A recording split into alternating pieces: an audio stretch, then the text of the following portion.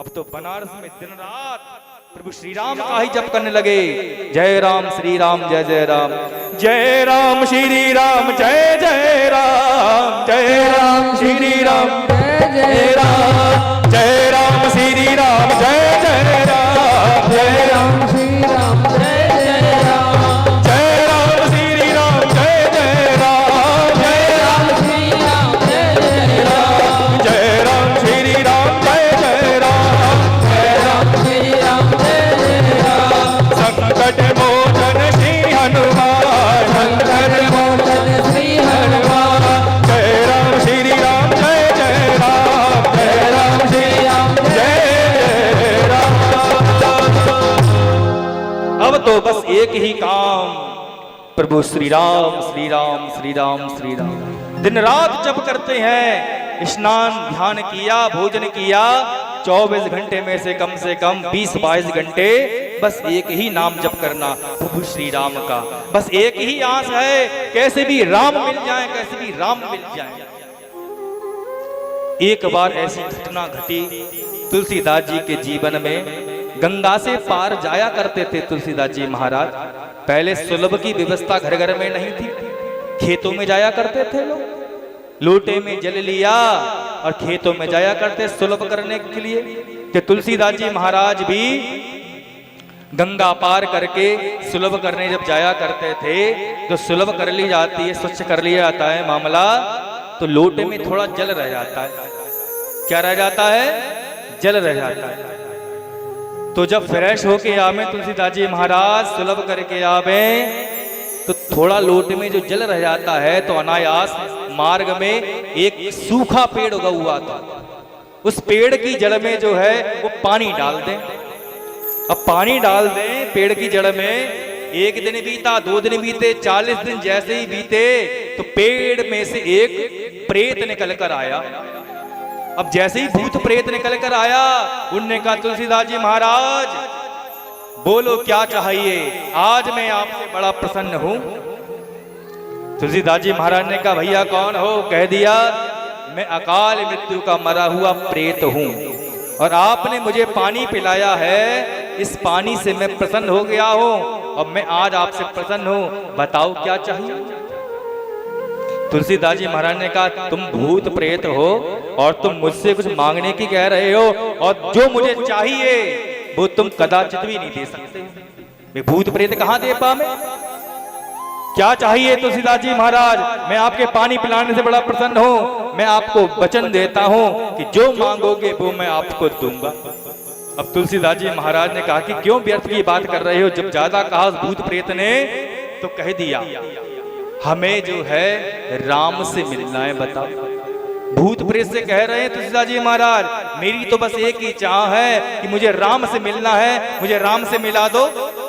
अब भूत प्रेत भी चक्कर में पड़ गया, वचन दे चुका हूं, अब मैं कैसे राम से मिलाऊं? राम के सेवक से तो मैं डर डर के भागता हूं। भूत पिशाच निकट नहीं आवे, महावीर जब नाम सुनावे। इनके राम के सेवक से तो मैं भयभीत रहता हूं और ये राम से मिलने को कह रहे हैं, कैसे वचन पूरा करूं? लेकिन वचन भूत ने दे दिया है। तुलसीदास जी महाराज के सामने कह दिया कि मैं आपका वचन पूरा नहीं कर सकता, लेकिन मैं आपकी सहायता कर सकता हूं। इस समय बनारस में 80 घाट पर राम कथा हो रही है।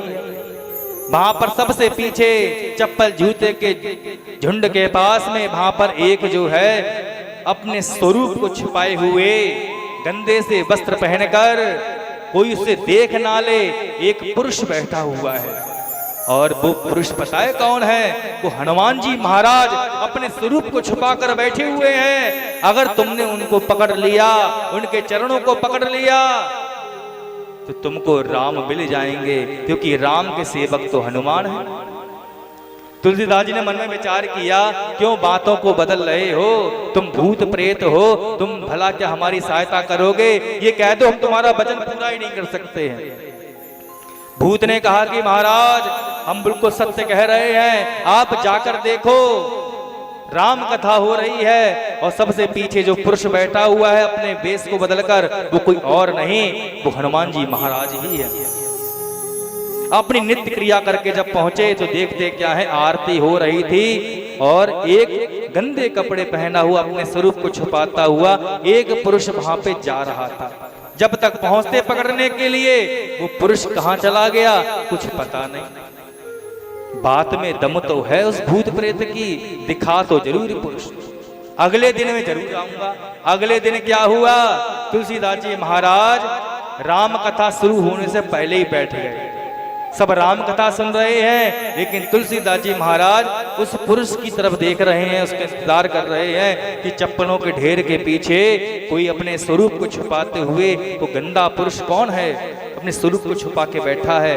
अगर आज वो आ जाए तो मैं छोड़ने वाला नहीं हूं, मैं राम से मिलकर ही रहूंगा। समय हुआ, जैसी आरती प्रारंभ हुई वो पुरुष कहां से आया और सबसे पीछे जाकर झुपक कर कथा सुनने लगा। तुलसीदास जी महाराज ने विचार किया, अब मेरा काम बन गया, आज नहीं छोड़ने वाला। छुपते छुपाते तुलसीदास जी महाराज जैसे ही राम कथा की आरती पूर्ण हुई वैसे ही उस पुरुष के पीछे पड़ गए।